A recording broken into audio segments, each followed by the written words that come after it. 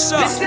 Red Panda Anthem. Red Panda, what's good? Red Panda Anthem. Your Whole boy. clip going up. I know they can't stand it. So let's get right into it. So an options trader who bet against Russia can't cash out on an estimated $370 million earnings made according to Bloomberg. What are three top lessons from this? Let's break this down a little bit if we can. It's more than one. There's a bunch of people. It's a combination of people, yeah. It's a combination of people. So it's interesting. Like we talked about options trading. When you buy or sell an option, when you buy, somebody must sell it. And when you sell it, somebody must want to buy it. And so we got to start with the premise of that so people can really understand it. And so there are a group of people who are watching the economy and watching the ruble in Russia. And they said, all right, if they're going to go to war, obviously anything that's using that currency is going to fall. And so they made puts on it. And those put, obviously, the market fell. Great call. It was a great call. The ruble fell. The market closed. And these people have puts that actually have gained money. Let me just say something real quick. Yeah, false information in the chat. You don't have to be vaccinated to attend the event. So it's a Live Nation event. So they have their own regulations. You either have the vaccination card or a negative COVID test. So if you if you have a negative COVID test, then you can show the negative COVID test. So once again, that's the venue's protocol. But if you're not vaccinated, you can attend the event, but you just have to have a negative COVID test 48 hours prior. Carlos, if Rihanna told you that she was going to leave ASAP Rocky for you, but you needed a negative, Photoshop something, make your way there. If I'm going to give this bundle, make your way there. We're not encouraging that. Yeah, but I was sorry. So the market fell, but the interesting part is that the market actually closed, right? So it's suspended, but it closed. Therefore, anything that had ties to it. So a lot of people put puts on the ruble and they had ETFs, Russian ETFs. And so if your puts actually netted money and you can't sell them, now what do you do? And so this has accumulated to over $370 million of people saying, well, I made the right call and it netted money and I can't sell it now. So now they're just stuck holding it. The problem is that some of these puts are extended out, right? And we always tell people, like, if you're going to do a put, make sure that it's no further than maybe 6 weeks to maybe 8 weeks, right? So some people have done that. Their contracts are expiring this Friday. Now, what's the chances of the Russian market opening by this Friday? Highly unlikely. And so those people are now left holding the money that they thought they should have received.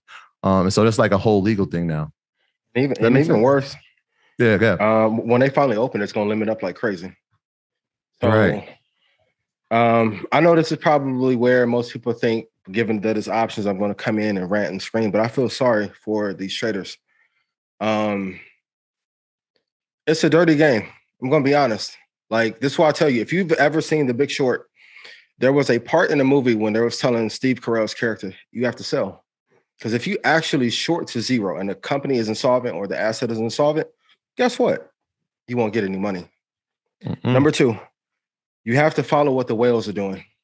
So when you guys are looking at your exits, and that's why I'm always, so if the bottom is $2, I want to get out $1 or $2 before so that there's enough liquidity there for me to actually liquidate the position and take advantage of it. For some of those guys that make that trade, this is a trade of a lifetime that they'll never get paid on. Imagine like hitting a game winner in game 7 over LeBron, and then the NBA just waves it off like, hey, no, Adam Silver's like, we're not going to have LeBron lose this year. That's what happened to them. Mm-hmm. And finally, I'll say, when you're trading markets that are exotic like this, you have to do a great job at monitoring that volume. I saw one trader say he got up to 174% return in like one day. You have to take some of that money out. So 50%, 100%, take some of the profit off and then let the rest run and you're fine. But this has happened before in futures. Like, I knew a guy who lost $523,000 in one night. And the weekend after he ran into expiration, he would have been up $2 million. But all the whales ran against his position into expiration, even though his call was right. So when I tell you guys, you got to play defense against everyone, including the brokers, the whales, the brokerage firms, institutions, everyone. I feel bad for these guys that lost that money. You know what makes it even more interesting is that not only are they not going to get the money that they would have making the right call, right? I think there was a gentleman who, you know, the profit was 50,000, right? On top of it, he's going to expire worthless. So even the 5,000 that he invested to get the put is now going too.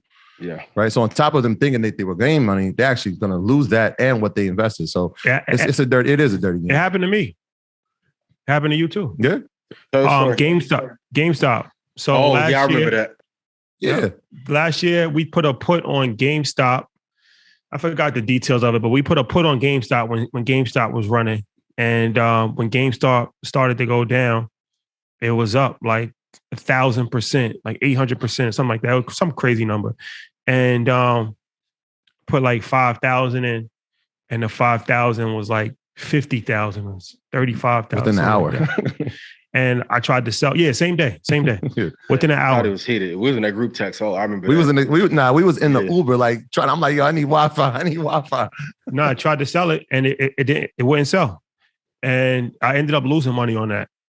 So it happened to me, firsthand experience. I was up for whatever reason.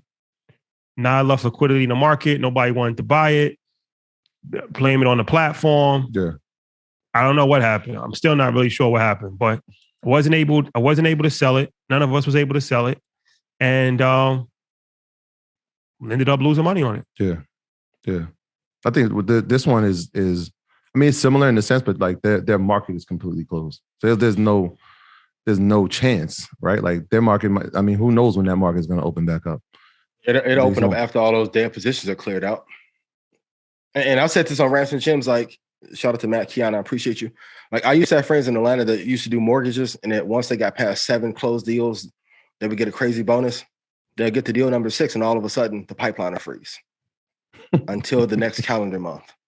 That's why I tell you, like, you guys have to look at every angle of what can go wrong and factor that in. That's why I even tell you with your bank account. Check your bank account 3 times a day. The bank will steal from you. Brokers cut slippage. Shout out to everybody, you know, in Red Panda. How many slippage issues have you had with a particular broker? And then you have to make them go fix something. Then all of a sudden they'll backdate 6 months worth of potential losses and then refund you. Check over those accounts like crazy because anything can go wrong. Yeah. Very true. Okay. So what are the chances of a global recession striking this year? Global recession. I spoke to Josh Brown this weekend too. Maybe I'll share some of my conversation that I had with him. But yeah. Well, he made an interesting post. Shout out to Josh. He made an interesting post over the weekend that I found interesting on Instagram when he was talking about, what exactly did he say again? It was his thing was like in times. So the premise of it was in times of fear or in times of uncertainty, do less. We don't know how long this thing is going to last. So let's do less. So I was asking, I just like to get people's different opinions on different things. So he was pretty much saying, that he said usually it's a bad sign if we hit bear market or close to bear market territory and we don't bounce back quickly. If it takes a long time to bounce back, then that's usually a sign that it's going to be a prolonged bear market. Mm-hmm. And then, also that we talk about market monies all the time as far as with Russia and inflation and different things of that nature. He did say one interesting thing is that inflation can't keep at the same pace. So at some point, inflation is going to start to, get reeled in a little bit because he was like, it's unsustainable. The inflation rate is unsustainable right now. But he did say, it's one of these things that could potentially be a buying opportunity, but more of a long-term situation because it could potentially last longer than option contracts have to expire. Mm-hmm. And if you're trying to play that game, you can get caught. You can get caught in the mix. And, if it takes like, let's say 20 months or 18 months to recover and you got a 12-month option, you just running out of time. You just ran out of time. You don't have enough time. So it was a very interesting conversation. And just, was saying that, it's going to take a while. I think a lot of people got spoiled last time with the quickest recovery in history when the global pandemic first hit. But that's not normal. Usually, it takes longer. A bear market takes longer. And we haven't had a bear market in a very long time. So, it's one of these things where it's an uncomfortable situation. Nobody likes it. He also spoke about how, that's what he said in the Instagram post, in those up days that we've had like last week, that's not something to really like champion like this. It's over. No, that's just one day. Like, you know what I mean? Like, don't get your hopes up. So a lot of interesting stuff. He was saying, I mean, obviously when we talked about correction, we said anywhere between 6 to 20%. The NASDAQ passed that to the point where it's now in bear territory. No, NASDAQ's been in bear territory. It's been in bear territory. Yeah. That's what I'm saying. And so like, that's not also true for the Dow yet. So we still got room. It's getting close. I was saying we still got room. Oh, that's another thing. Well, I knew this, but he said it also. There's still a lot more room for it to go down. Even if you look at the NASDAQ is 23% or something like that off of its all-time high, which that would be concerning. That's bear. That's a bear market. Mm-hmm. What's even more concerning is that it's up 100% from 2 years ago. So granted, that was in the global pandemic and the stock market crashed, but all in all, it's still relatively high. It's just that it went up so high. It went up so high that even it coming down 23% is still extremely high. Yeah. So there's still a lot more room for it to go down. That should be extremely concerning to anybody that's holding option contracts. Yeah. On March 30th, 2020, NASDAQ was at 73.73. 73.73. 7,000. That's what I'm saying. Yeah, that's what I'm saying. 373. And so even today, I mean, it's like you said, it's still up 100%. It's still up 100%. Yeah, pretty much. So that's not normal for something to go up 100% in 2 years. So you do the math. Have all the fake it's all about math. Yeah. I think real quick, the important thing, and I know I'm gonna pass this like an alley-oop to you, but he said like the key thing he said in that was like, in times of uncertainty, do less. And that's kind of one of those things when you ask, how many trades have you taken this year? And I'm like, probably like 12 for the year. You do less. You do less in strong companies, right? You just find your spots. And shout out to Brian. He hit me up today. He was like, look, QQQ came back to my buying spot. It took me like 7 months, but I got back to it. So do less in these moments, yo. Yeah. I want to say a couple things. I want you guys to realize that everyone is your competition. Hedge funds, family offices, major corporations, other traders. Because if we're seeing the GameStop move, AMC, Doge, NFT, you guys don't think people with more capital and more experience want the same kind of gains in aggregate. That's number one. Number two, the era that you guys need to go study is 2000 through 2002. During that time period, NASDAQ slid down 78% off of its high. We won't fall that far. But this is why I always tell you guys, you have to mark off literally half and build from there. And then also, you need to know where those deep areas are, because if we do, let's say, fall 55% from the high, that's when you need to load the boat if you're going to hold for 5 years. For those of you that are doing time-based trades, or they're swing trading, doing options, right? Can I just be honest with y'all and put yes in chat if I can? If they're seeing a bunch of retail traders making money and they control the lever, hypothetically, for when these payouts can happen, you don't think that they can throttle? So for any of you that ever play basketball, you know when you went away and you at your championship game upstate or downstate, the rule was you have to win by 15 or 20. You can't eke by, right? So I told you guys last year, they was going to let everyone make enough money for when this recession comes, and I thought it was going to happen in 24, but it may speed up a little bit before then, to offset any losses, and the money that you need for the next couple of years are going to be rolled into that. I had a conversation with a big brokerage house this past weekend. The NFT market's falling apart. They had a big rollout that they had planned with the NBA. No longer going to do it. Angel investing is getting a little bit tighter. Venture capital, that all that free floating money, that's dying. We're seeing the world change rapidly, and people are terrified. They won't say it publicly, but they are terrified.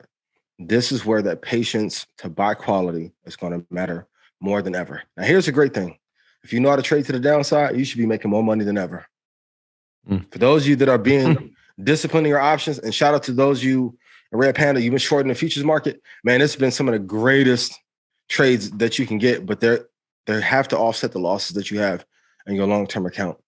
But please be careful. And I told you guys from the very beginning, quantitative easing is probably the most important indicator there is in the market. When the Fed stop printing that money, now we're going to really see which companies are good, and the ones that actually have great net profit are going to rise to the top, and the ones that are not, they're going to fall apart. There are not, and I'm going to be honest, in the entire world, there may be 21 good companies. May, and that's a stretch. Maybe. So no Palantir, no Snow, no good.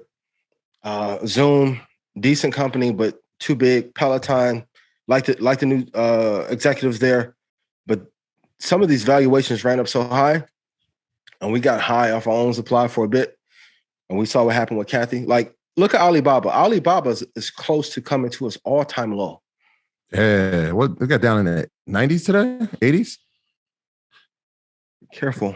Yeah. Be careful. Yeah. Be careful. This that Red Panda anthem. Ian, what's up? This that Red Panda anthem. Rap Panda, what's This good?